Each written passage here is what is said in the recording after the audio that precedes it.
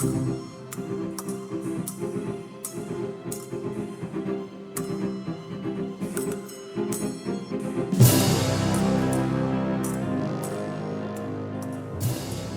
is the Saber Coach Kate podcast, where I highlight the great thinkers, athletes, and coaches in the dynamic sport of Olympic fencing.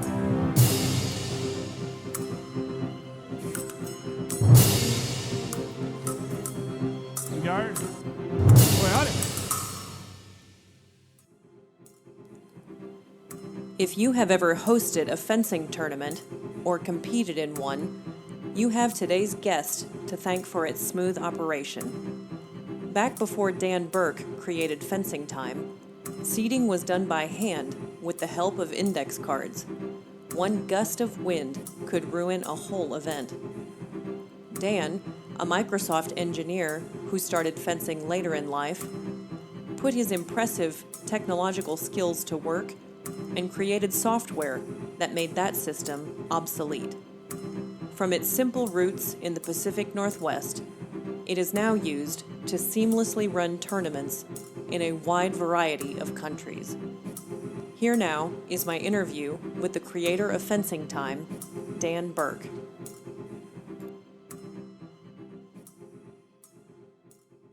This is the Saber Coach Kate podcast, and today I am talking to Dan Berke, who is the creator of Fencing Time. Dan, thank you so much for talking to me today.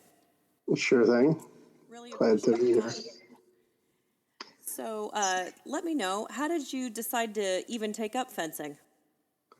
Well, it was kind of I did it sort of on a lark. I was finishing high school and was going to be going off to college in the fall. And it always seemed to be a cool thing. So I thought, maybe I should look into doing some fencing when I was there. Because where I went to school, RPI in upstate New York, they had a fencing club, and I thought it might be a neat way to meet some people and just kind of get involved with some kind of activity to keep myself busy. And over the summer between high school and college, I grew up in LA, so I went to West Side Fencing Center and dropped in and looked around and thought, wow, this looks pretty cool. I think I took a lesson or two when I was there. So long ago, I don't remember, but I did buy a dry foil, a French grip, and kind of had that. And I think I got a mask too. And that was, my equipment that I dragged across the country and took to the club when I got there and fenced for a couple years. It was just it really wasn't a coach, and it really was more just a recreational club. So everyone was kind of figuring it out on their own. There are a couple of fencers that seemed like they knew what they were doing that I guess had fenced elsewhere. But yeah, I fenced on and off through freshman and sophomore year. But then I stopped after about junior year because the workload was getting pretty heavy at that point. Yeah. You mentioned that you fenced foil. Have you fenced any other weapons? I do épée on occasion, more for fun. I've always found foil to be the most interesting. I tried saber back a few years back. Well, earlier on in my fencing career, I guess. We had a 3-weapon trophy. We still do, that goes around the division in our championship event in the spring. And then usually I would fence all 3 just for the heck of it. But gave up on that when I was fencing one of the kids who was actually a pretty good saberist, and he did a head cut and it whipped over and smacked me in the back of my head in the open. And I was like, yeah, I think I'm done with this one. Yeah, I don't blame And plus, I didn't quite have the legs to keep up with the saber guys, so I was happy with foil and a little bit épée on the side. Were you athletic as a kid as well, or is this just really totally a lark, like you said? I thank you for thinking I'm athletic now. It's not an adjective I really use to describe myself, although I've gotten into better shape thanks to fencing, or at least haven't gotten worse. But no, I was a computer kid, so I sat around and did a lot of nothing. at least in terms of athletics. When I was younger, I did like Little League and stuff like that. But, the high school years were spent not doing too much in the sports arena, which is probably why fencing appealed to me, because it was such a different sport compared with all the traditional stuff that kids would do. Well, and it does tend to attract the kind of kid that it sounds like you were, fairly brainy and, on a computer and liking those kinds of pursuits. Yeah, definitely. Once I started learning about it, the intellectual side was definitely appealing. Now, you've mentioned a couple of clubs. Where are all the places that you've fenced? Well, let's see. So I wouldn't say I was a member of the club in LA, since I just was there a couple times. And then, of course, the college club at RPI for a couple of years. And after that, I stopped fencing and didn't really do it for years. And I moved out here to Seattle and got a job and thought, no, maybe I'll take up fencing again to kind of meet some people. But at the time, the only club that I could find was Sal Oriel Seattle. And in Seattle here, there's the big lake between the downtown and the east side where I was living. And the bottleneck of the bridge it's always been a bit of a nightmare. And I was not eager to fight the traffic every couple of days to go fence and practice. Yeah, so I didn't really fence until around year 2000 when the Sydney Olympics were on. And I thought, oh, gee, I'll look into fencing because, it might be on TV. And I went to the website and, they had a link and find a club near you. And so I clicked it, and it just so happened that Rain City had opened just a few months earlier, not too far from where I lived. So after that, I drove down there and enrolled in their beginner class and tried to remember what I knew. I brought in my old equipment from college and showed it to coaches there, and they were impressed to see these ancient blades from forge that had long since gone, and yeah, it was fun. I got back into it, and I've been with them ever since. So 17 years now. Wow, that's really great. Yeah, I'm one of there's a couple other people that started around the same time as me that are still there, and so I've seen a lot of people come and go. Actually, there's a good handful that were around even way back then that are still with us. Like who? I'm not sure if you know, we have one of the vet epeists, Cindy Glover. She fences with us, and she started a month before I did, and a few others that are more recreational. Actually, you might know one, Anna Bernard. She fences women's saber. Yes. And she was fencing way back then, too. So, yeah, quite a few people. That really says it if people are sticking with it. Yeah, we've got a good group. We have a lot of times where, we've had kids, they grew up, fencing with us, and they went off to college, and then they come back after they've graduated, and if they happen to still be in the area. So we've got a handful of kids that are now like in their late 20s that I remember fencing when they were like 12 and 13. It's pretty bizarre. How has fencing evolved since you got involved in the sport? When I started back in college, I remember the lights were reversed. So you got, the light went on the side of the person who got hit rather than who scored the touch. And although I wasn't fencing saber, I had a friend who did, and that's back when they were still using the capture things for keeping, I guess, detecting the cuts or something like that. It's nice to see all that stuff's gone away. But yeah, I don't know. It certainly has evolved in the size of things. I remember going to NACs back when I had started, in the early 2000s where, they fenced the whole NAC on like 24 strips. And now it's 56 or something for a NAC. So, it's certainly, yeah, I know, it's insane. Back then, Summer Nationals was something like 36 strips or 40 strips, and now NAC's bigger than that. So, of course, the technology has gotten better, with not only the stuff we use at the clubs like Fencing Time and Ask Fred, but back then they had scoring machines that didn't have any scores and times on them. I don't know if you even remember, there was 1 or 2 years where they had little flip cards that they put next to the scoring machines, and they had someone sitting there to like flip the numbers for the score each time someone scored a touch. Oh, no, I never saw that. That Oh must have yeah, been before I started. Wow. yeah. I don't remember what year that was, but it was a short-lived experiment because I think a few people got whacked by a blade while they were sitting in front of the table. Yeah, that job would not be without its risks, that's for sure. Yeah, yeah. Do you enjoy competing? Oh yeah, I love competing. I'm not particularly great at it, but it's a lot of fun. This is a tidbit of trivia that I heard some years ago from Pete Sasaki, that I actually, at the time, and it might still be true, I'm not competing as much these days, but I actually was the fencer in Ask Fred that had the most competitions fenced.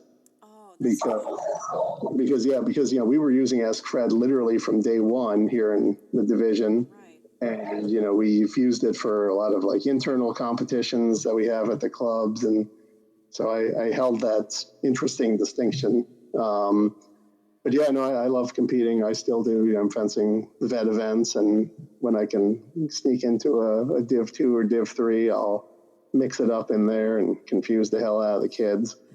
Isn't that Which fun? is why I love Div 3. People say they hate Div 3 because it's so random, and I like to say I'm one of those randomizing elements. Yeah. And so it's, yeah, I find it fun just, to fence people I haven't fenced before, and it's always a good gauge of how you're doing in general. You started fencing to be able to meet people and have something different to do. What has it done for you personally beyond that initial goal? Um, well, I mean, certainly, it succeeded in that meeting people. Back before then, my circle of friends were mostly people I worked with, but especially in the software business, we're a little bit like mercenaries. We'll switch jobs pretty much as soon as the project is over or someone offers us more money. So it was difficult to keep up the friendships with people at work. But at fencing, people were there pretty much consistently. So my circle of friends became pretty much exclusively fencers, which, of course, as you know, it's a very diverse and fun community. Oh, yes. So it certainly gave me that. It certainly, kept me a little more fit than had I not done anything. It's given me quite an impressive collection of fencing T-shirts, which I'm my sure. wife, she keeps throwing them away as they become filled with holes and frayed at the collar. Um, Heresy.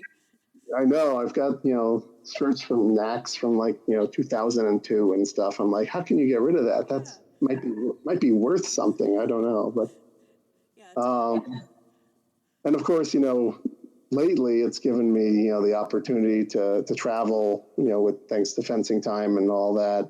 And, I've met a lot of not met personally, but, I've gotten to watch a lot of the Olympic fencers, from literally, 10 feet away, and something that you normally wouldn't get to see in person unless you're, going to world championships or something like that. So that's been really cool. That is really cool. You mentioned all of your software background. You used to work for Microsoft. What projects did you work on for them? I actually worked there twice, interestingly enough. Before Microsoft, I was actually had a fairly, I don't say long career, but maybe like 7 or 8 years. I was actually working in the video game business, working on things like the Sony PlayStation and PC games. And I met a recruiter at one of the game conferences, and they were recruiting people to come to Microsoft to do some testing for their graphics stuff. And I thought, oh, that's cool. So I went there and I was working basically on like the graphics system that draws the windows and things like that in Windows. I was doing testing, which the best way I can describe what I did was and this is a very accurate description of my job at the time. I like to say I wrote code that would draw a rectangle on the screen and then write more code that would verify that it was rectangular. Oh my gosh. And that literally got very boring very quickly. Yeah. So I left them, went back to games where I was actually working on game code. And then a few years later, got a better opportunity there to join the Xbox group.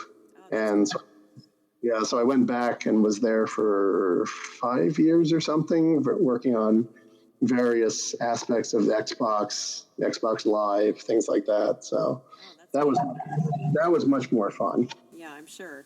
Than drawing Yeah. rectangles. Yes, yeah, it was definitely a little more interesting. What games were you a part of creating? Let's see. Well, I did a stint before Microsoft. I was at like Electronic Arts, and I worked on some of the earlier Need for Speed racing games. What other ones? I worked on some kids games that were based on movies. Like there was a Finding Nemo game that I worked on years ago at another company. What else? Yeah, there were a few games based on some Disney movies at the time. But yeah, once I got to Xbox Live, we weren't working on specific games. It was more building the service that, the games that other companies were writing would then use to, create like the chat rooms and all that kind of stuff. That's really neat. Yeah, it was fun, but eventually the long hours and low pay kind of take their toll. Yeah. And once you hit about 30, you're like, what the heck am I doing? This is enough of this. Yeah. Well, is there anything that you wish that you'd been a part of in that world? In at Microsoft or? Yeah, or in the game creation business? No, I kind of got, I got to do pretty much what I wanted, or I liked the areas I was in. Earlier in my career in the game world, I kind of, moved around between what kind of work I would do and eventually found the stuff I liked. And so I had pretty good opportunities to do the stuff I wanted. So, and certainly compared with some of the, working in Xbox was certainly more interesting than going to work on like Microsoft Word or something like that. What, you didn't want to create the little paperclip icon thing? No. Well, a guy I worked with was the guy responsible for killing the paperclip guy. Yes. He was in the Office group, and it was his job when they finally got rid of that to actually remove all the clippy code. He took great pride in that. It was rather amusing. Well, now tell me, why did you decide to create Fencing Time?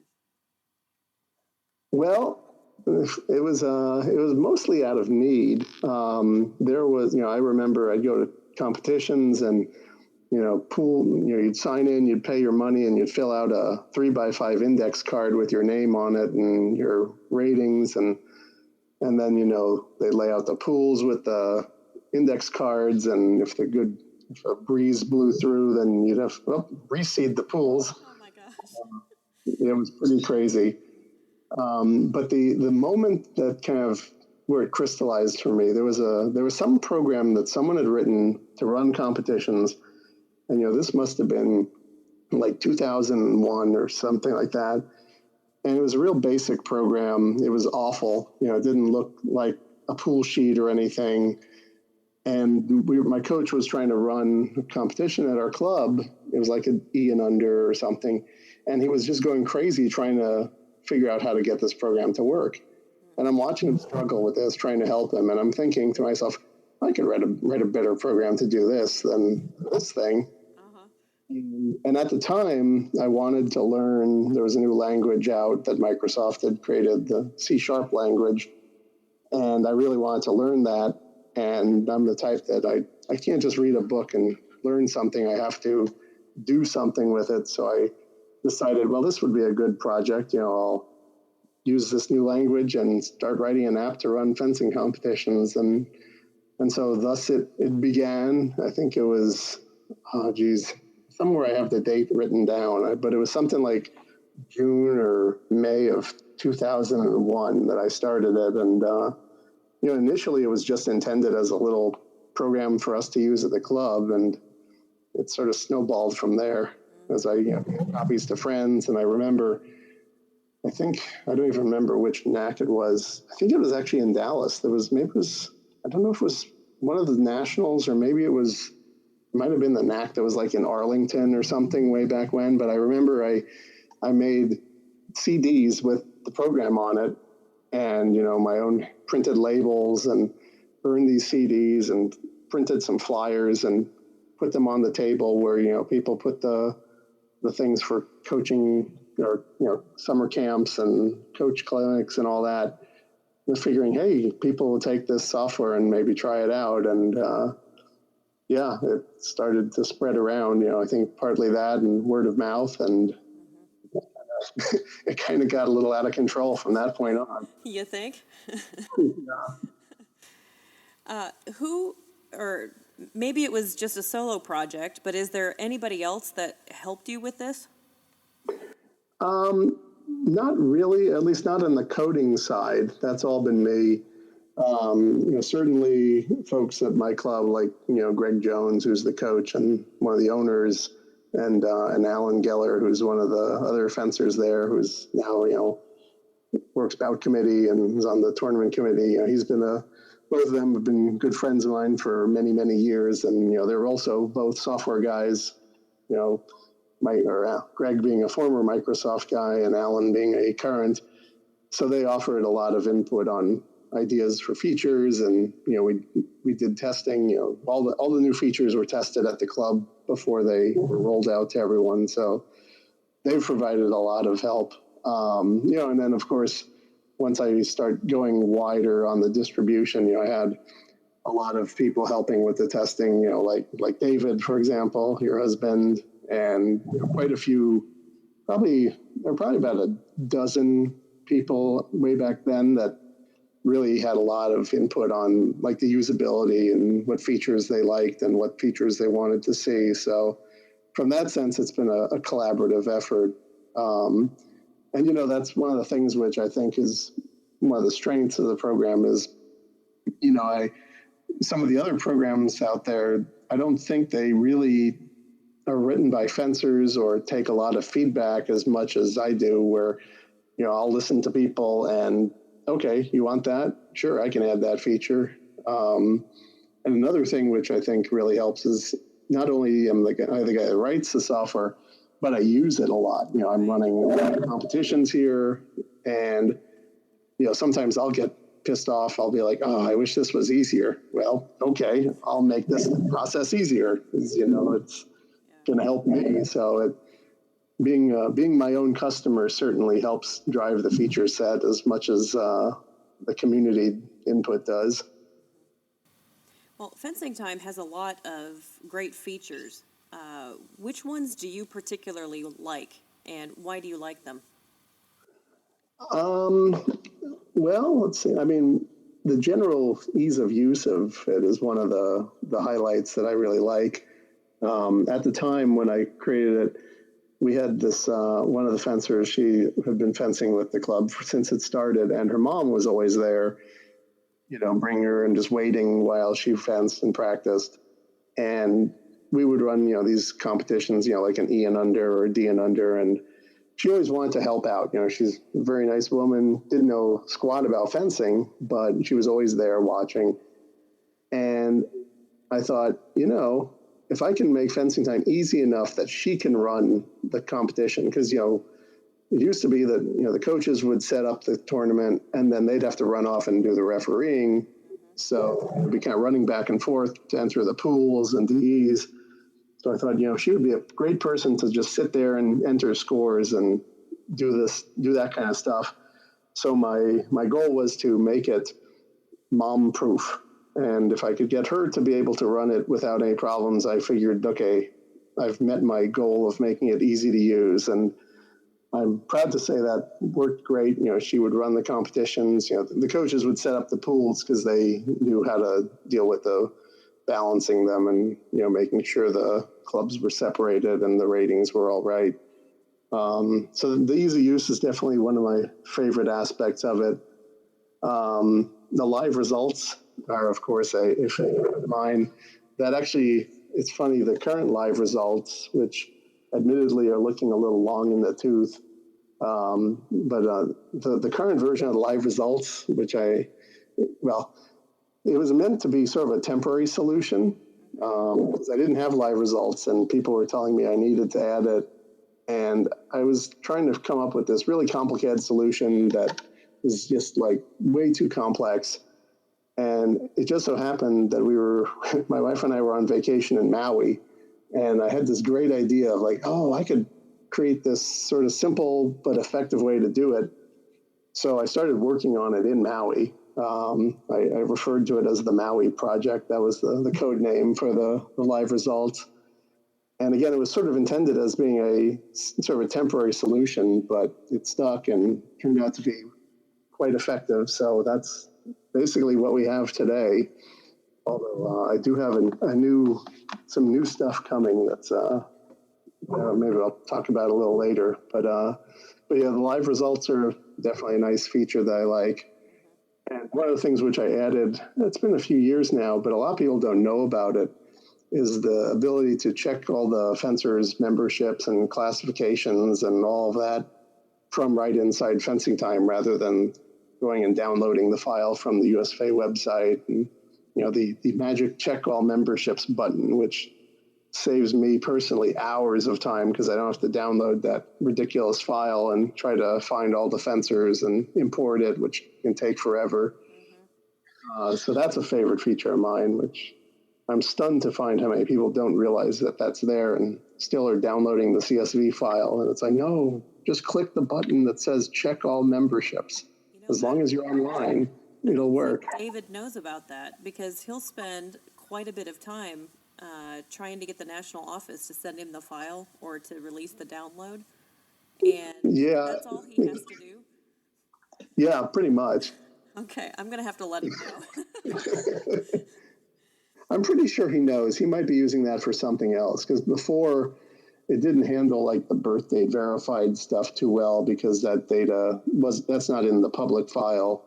Okay. And so you'd still need to get the one from the office. But I believe that has now changed. So he probably won't have to do that anymore.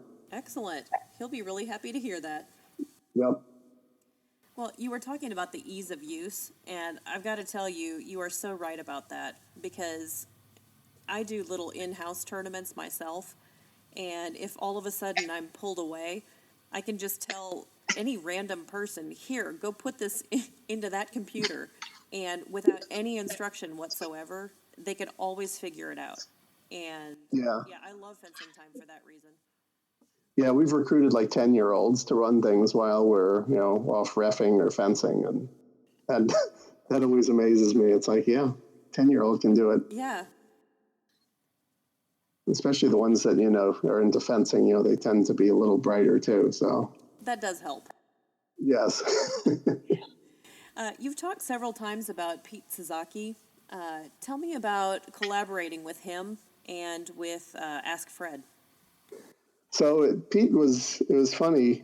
They sort of evolved in parallel, but independently. Pete was a fencer across the lake at Sal Oriel. And, he and I fenced, we'd see each other practically every weekend at a competition. He was there fencing or reffing. And, I was there fencing I wasn't reffing really at that point, but and I'm not sure at one point, he mentioned Ask Fred to me, but, I got wind of him developing this site for doing registration. And, of course, before Ask Fred existed, the way that you would announce your tournament was, you'd print a flyer and you'd hand it out to people and, hey, go post this in your club, or maybe email some people and hope that they would, spread the word. And so it was ridiculously primitive. There was a time when me and two friends, we drove down to Portland to fence at a competition down there. And again, this is in the days before Ask Fred, so we had no idea how many people would show up. We got there, there were 6 people, 3 of them were for us. Oh my goodness. So that was not the best use of 3 hours driving each way. Of course, Ask Fred really solved that problem and made it so much easier to see if a competition's worthwhile to go to. But anyway, so Pete was working on Ask Fred, and I was working on Fencing Time, and it just so happened that we lived in the same city, and we're like, hey, let's make these two work together. And we started doing a little bit of work together, just defining how the two systems should talk to each other, and built that. And it's evolved a little bit over time, but we haven't really touched it for years because it's been working great. And it's been have a perfect match. Well, and it's almost like having kids that grew up together. Yeah, definitely. It's I know that over the years I've made suggestions to him, he's made suggestions to me, so it's they've mutually reinforced one another in terms of features and ease of use, and and again, being that we were running competitions, we were also customers of our own system, so we were able to optimize it for how people would actually use the thing. That's really great. Then, after a while, after it had been in use for a while, Fencing Time was adopted by U.S. Fencing. Can you talk about the process that it took for that to be able to happen? Yeah, that was a bit of it was a longer process than I would have liked. There were quite a few years where for years they were using the old program Xseed, which was written by a guy named Dan McCormick, who actually still works on the bout committee. Nice guy. But he had kind of gotten to the point where he didn't really want to maintain it much, and the sport was evolving, and it was getting a little bit of a little outdated. But the USFA kind of wanted to stick with it for a while, and I was trying to push them to consider Fencing Time, but they didn't want to switch until they really had to, because it was a investment in training and learning new things. So they were a little conservative on that, but eventually they decided they needed to switch. So they put out an RFP for software. I responded with my bid, and I don't remember how many other groups put in a bid, but in the end they wound up picking Fencing Time, and I think it was 2012, the January NAC. I think it was in Portland, maybe.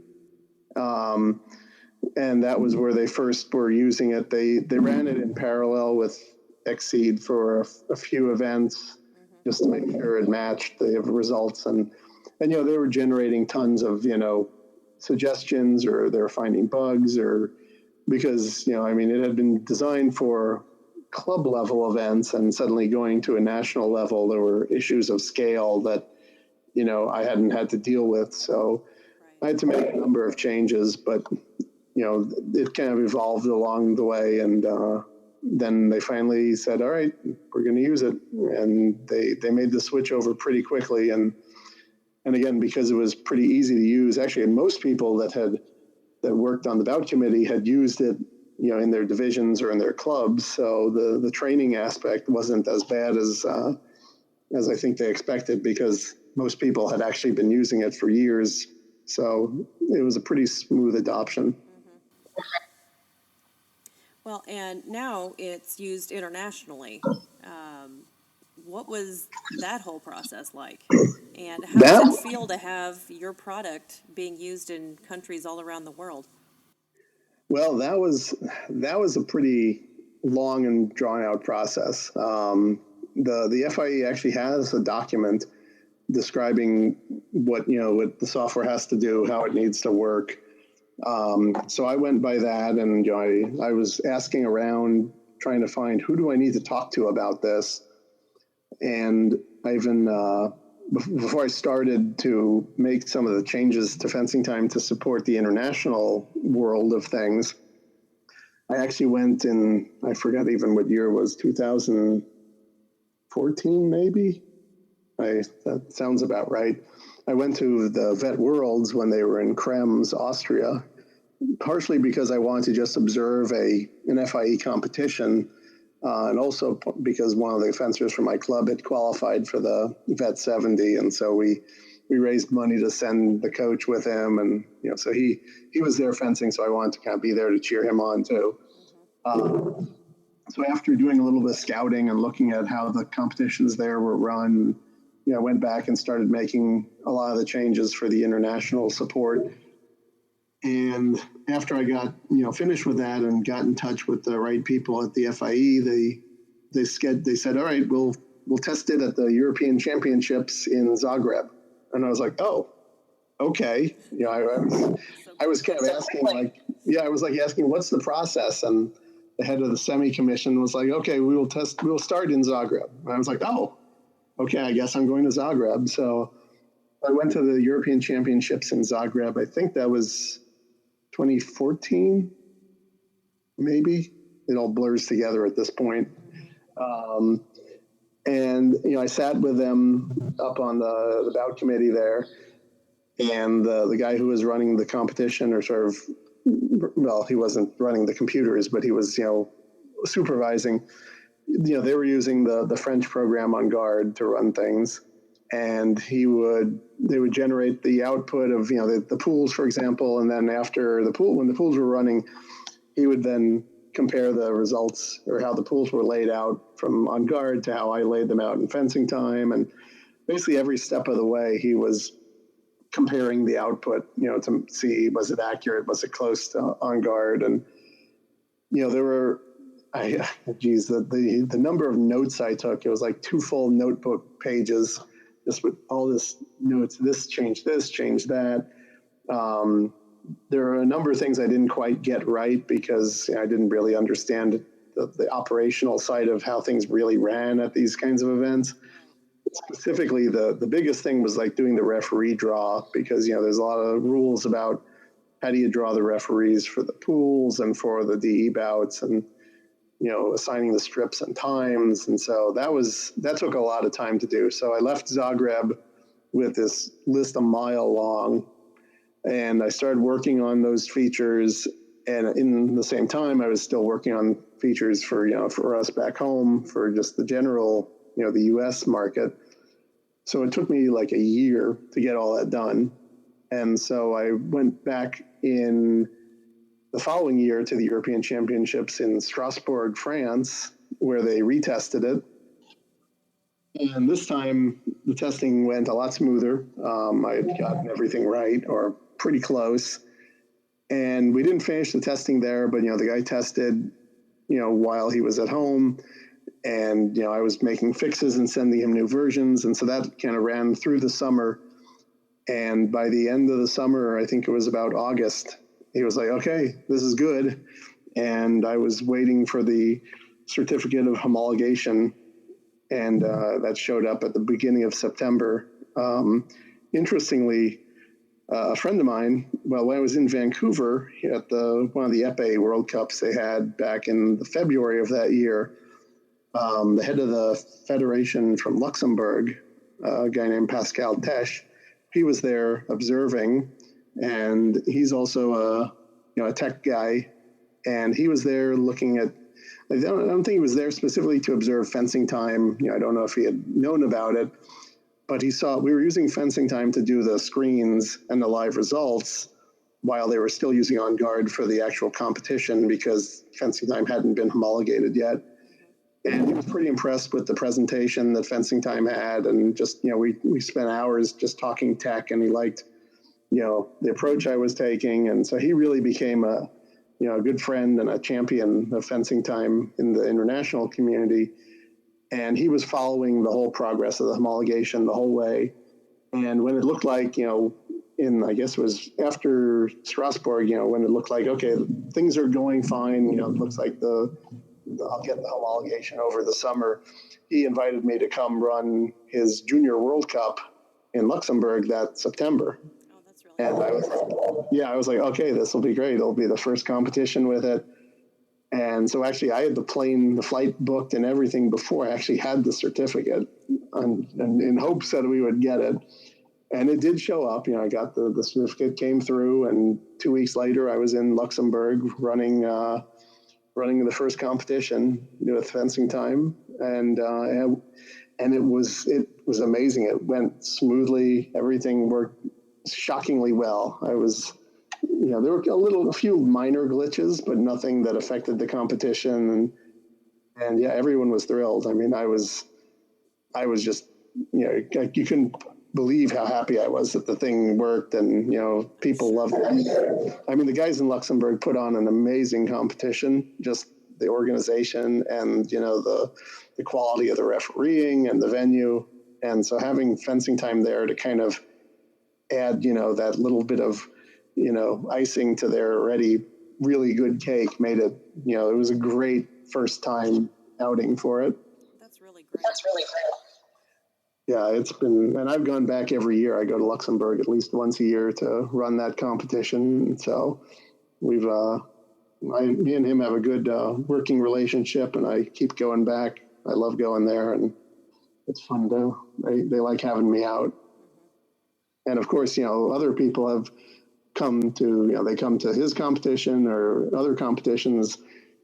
And just like happened here, the people start seeing it, and I think the word of mouth starts spreading that, hey, we have an alternative to On Guard, which has been around for years, but from talking to people, that's somewhat, I don't want to say hated, but people use it mostly because they have to. They're not really thrilled with it.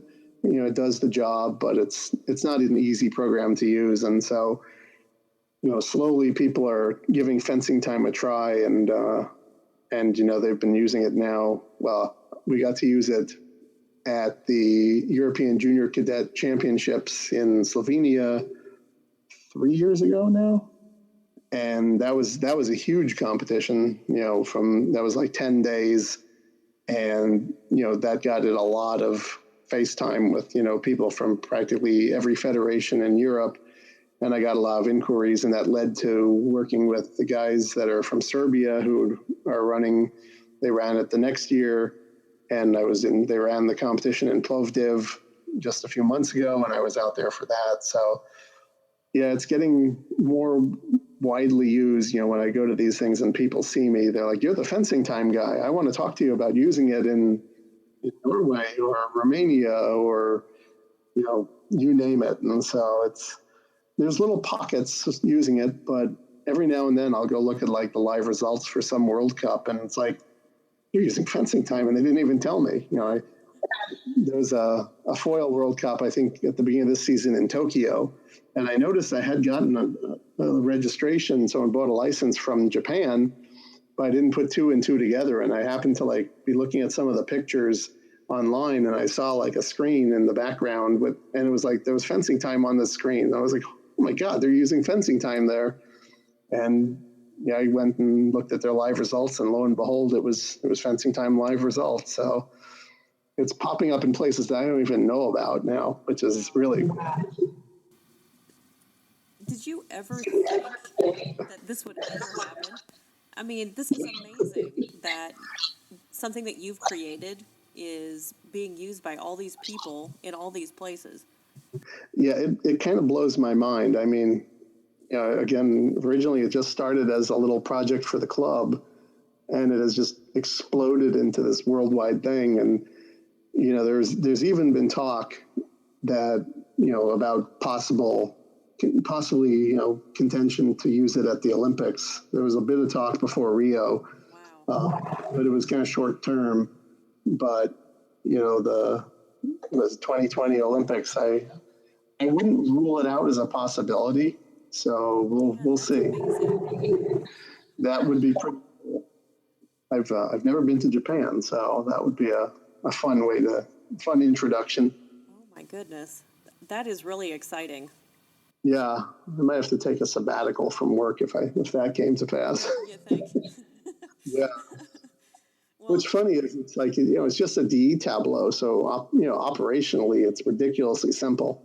Mm-hmm. There's no pools. The seating is fixed. So, you practically could do it on paper. But from talking with the guys who know how that works, it's actually most of the work there is making the system, making it interface with all the other computers that they use for the Olympics, where they, how they tie everything into to the website, all the results for all the sports look the same. And so there's a lot of interoperation with those kinds of systems that I'd have to do. So it would be a bit of work, but nothing I couldn't tackle. Well, can you give me a few statistics for Fencing Time? Like maybe how many registered users it has, or how many tournaments total have used it? I mean, do you have any numbers on it? I have, let's see, if you go by the numbers of like purchased licenses, which is not it's a bit of a guideline. I mean, some people have multiple licenses, but I think it's over 2,000 by now. Wow. And, I mean, it's every now and then I'll see, someone buy a license from somewhere interesting. I've gotten, of course it started off with just the US and then started spreading to Canada. But again, I get registrations now from Japan, I had one recently from Singapore, and I think there's a bunch of people using it in the UK, and they're using it down in New Zealand. A bunch of places in Asia are starting to use it. The guys in Belgium, this a few years ago, they emailed me, they wanted to buy 10 licenses, the federation, to just give them to each club. Wow. Yeah, so it's amazing how many places it's popping up. It's hard to say how many competitions are run with it, just because, I mean, I would venture to say that every competition in the US that runs is probably using it, unless it's like a really tiny competition where they don't really need, if it's not a sanctioned thing like a college club or something. Although I recently introduced a 1 week license that you can buy for $15.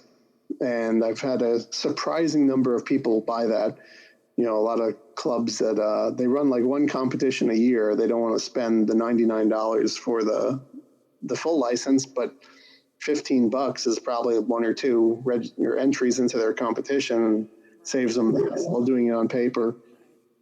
But yeah, I don't know. I mean, if you figure any given weekend, there's probably at least 50 competitions going on, maybe 100 competitions going on around the country. And I'm guessing that they probably all are using Fencing Time these days. So the number gets pretty large pretty quick. That just blows my mind. Yeah, I know. Some days I have to remind myself that it's real because, again, it never was the plan. It just kind of happened. Wow. I just keep thinking over and over, I'm just so proud of you. I mean, this little thing that you created, and I know what a big deal it is to, have a couple of people read my blog post or listen to my podcast. And, Yeah. I'm trying to put myself in your shoes where you've got this creation that all of these people are using. And Yeah. it's just incredible, Dan. It really is amazing. I mean, we don't have kids, so it's probably between the dogs and Fencing Time. Those are probably my 3 kids. Mm-hmm. Well, what are your plans for Fencing Time? Are there any other features you'd like to roll out? Yeah, obviously, there's a lot of, just little optimizations, usability things. I've got a list, I've got my database of things to do, and it's something like, I don't know, 200 or 300 items. Some of them major features, some of them small things that'll never actually get done, but I've added them to the list because, maybe someday. Right now, I'm working on the new version 4.3, which is, if all goes as planned, I'll have that out in the fall in time for the new season. And it's funny, I've been using it, for so long as I've been developing it. I don't even know what the differences are between the new version and the last one. I'll make the big list when I'm finished. But needless to say, there's a lot of new stuff, just to make things easier. There's things in there that'll make life easier for people running SYCs and things like that. There's a lot of changes that are to address, features and things that the FIE wants. One of the big things I'm working on right now, which I kind of hinted at earlier, is a new version of the live results. A lot of people don't actually use the live results because to do that, you kind of have to have a little bit of technical expertise because, you have to host the pages on your website. And so you need to know the login information and where those pages should go. So a surprising number of people don't use them. And so I'm building a new system of live results that will basically, they'll be hosted on a site that I'll be running. And, to use it, you'll just punch in like an 8-digit code. And as long as your computer is online, it'll just automatically work. There won't be, you won't have to worry about finding a place for it. And, my plan is to eventually make it so that, the clubs can customize their, sort of their front page of this site so that it'll be like, here's the home for all the competitions run by my club. And, maybe you can brand it with your logo and things like that. Right now, I'm just trying to get the basics working. Some of the other things, yeah. And, this new version will be very mobile friendly. So, some of the things that are a little annoying when you're trying to use it on your phone, like scrolling through a gigantic tableau and, scrolling through tons and tons of tools, that'll be a lot easier to do. And it'll be much more, again, friendly to the phones and smaller screen devices. Another feature which I'm hoping to get in is, well, we won't really use this too much in the US because we don't really use the machines that are the scoring machines that can send like the lights and clock and scores in real time to the web. But they use that at a lot of the international events, like the championship events and some of the bigger World Cups and Grand Prix, where the scoring machines are connected to the internet. And so you can watch, there'll be like a little pop-up window over the bout, and you can see like, the score and time, and you can watch the lights come on and in real time. Ooh, so that sounds really neat. Yeah. So that's hopefully going to happen fairly soon, or at least it definitely will happen in this new version of the live results. So that's kind of the big initiative now. Longer term, I kind of want to overhaul the entire user interface because, I built it, it started in 2001. And it's starting to look a little dated when you compare it to some of the newer Windows apps. I want to modernize it a little bit. And I don't want to change it much because, people are used to it and it works, but just to give it a little more visual refresh. But that's a ridiculously enormous job because there's something like 250 different screens in Fencing Time with all the different pop-ups and options screens, and it's ridiculous how many there are, and to redo all those will take some time. Yeah, now that I think about it, I helped you translate some of Fencing Time into French, and I'm thinking about all of those things that popped up. And those 3,000 things. Yeah. Yeah, I had forgotten all about that, but Yeah. it's coming back to me. Yeah, I forgot. It slipped my mind when you were asking who helped me with it. I forgot. You helped me with the French, and I've had other friends here help me with the Spanish, and I'm working with some guys in Poland who helped me. Well, they've translated it into Polish, and I'm probably going to work with someone to translate it into German. So yeah, there's definitely people like you have helped with that. Well, it takes a village. Yeah. I just got an offer to help translate into Chinese, so that might be. That's cool. That would be very interesting. I don't know.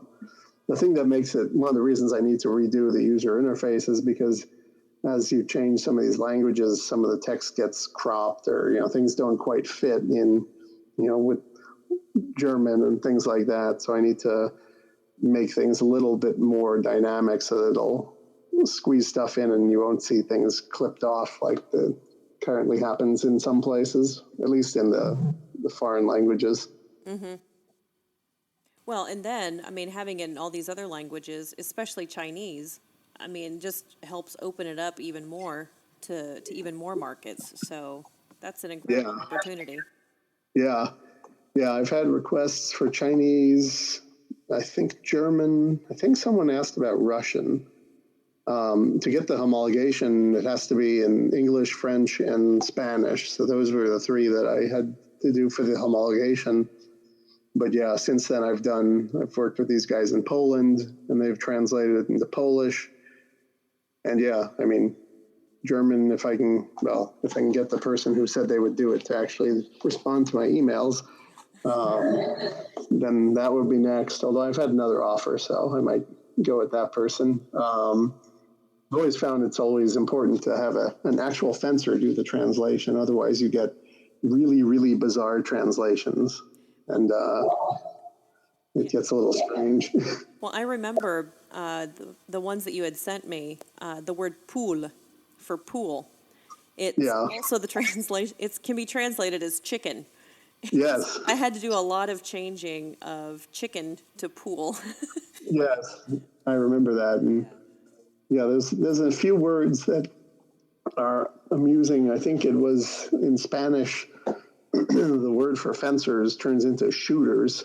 Yes. In And French so that too. one, yeah, so those have to be adjusted. And um, yeah, there's a few. I've kind of learned which words are so very, very wrong. So as I, add new text and go through and run it through Google Translate, I'll kind of review it and say, I think that's right, but that word there is definitely not right. In Spanish, pool always translates into pool, like swimming pool. Right. And so I have to fix that one. And so, yeah, it's sort of a never ending processes with the translation. Wow. Well, speaking of other languages and French, I'm going to finish up this interview with you with a mixture of famous questions that come from Marcel Proust, a famous French novelist. And several of his questions were adopted by James Lipton for his program Inside the Actors Studio. And so I've got a list of 10 of them that I'd like to hear your answers to. Are you ready? Okay. Yep. What is your favorite word? Favorite word? Pickle. Because pickles are delicious. It's kind of a funny word to say, and I've always wanted to name a dog Pickles. I think it's a great name for a dog Well, because you've got a we taco have right now. yes, we have Taco. We used to have Pancake or Beagle, and we also have Buttercup, who is always referred to as Butter. So we have a trend of naming our dogs after foods, and I think Pickles would be a good name, especially for like a dachshund or something like that. Yeah, that does seem like a dachshund name. Yeah, well, a long dog. What is your least favorite word? Least favorite. Hmm. Sticky, because I don't like sticky things or being sticky. It just doesn't sound pleasant. What sound or noise do you love? What sound? Well, Well, being a bit of an aviation geek, I kind of like the sound of jet engines. I'll be one of those guys sitting out there taking pictures of planes taking off. We were down in LA a few weeks back on our trip to Australia. We had a 5-hour layover in LA, and so we left the airport and went to the In-N-Out Burger that's by the end of the north runways and sat there, and I was watching planes land 50 feet over my head. Can't get enough of that sound. And what sound or noise do you hate? Well, unfortunately, on the flip side of flying, I hate the sound of crying kids.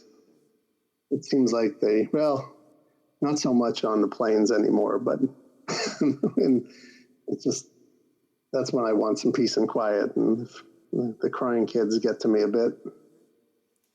Not having kids, I didn't get used to that sound. So people who are parents tell me you get used to it and you sort of drown it out. But it never quite did that for me. Well, it's kind of like all of the beeping scoring boxes at a knack. You know, after a while, you Yeah, just don't hear them anymore. yeah, exactly. What profession other than your own would you like to attempt? I've always thought it might be kind of neat to be a weatherman, like a TV weather guy. I don't know why. It just always seemed kind of, I think it's because it's one of the few jobs where you never have to be correct. It's like, as long as you don't say there's 100% chance of rain tomorrow, as long as you give yourself, at least a percentage out, well, it's going to 99% chance it's going to snow tomorrow in July. Oh, it didn't. Well, there's that 1%. Yeah. So yeah, it's the only job where you won't get fired for being wrong all the time. What profession would you not like to do? Oh, wow. I don't think I'd want to be a waiter.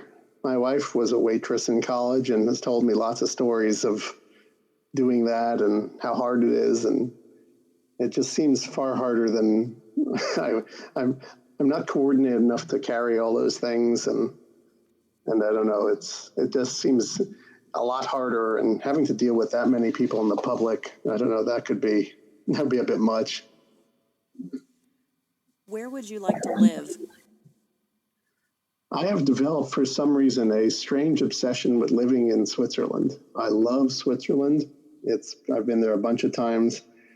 It's kind of a tie right now between Switzerland, Italy, and actually Luxembourg would be a really fun place to live. It's actually a lot like Seattle in terms of the climate, and there's a lot of high tech there too. So, but yeah, I have aspirations to at least live in Europe for a little bit of time. I keep thinking it would be nice to move over there, maybe for like 2 or 3 years, and kind of spread the fencing time gospel there.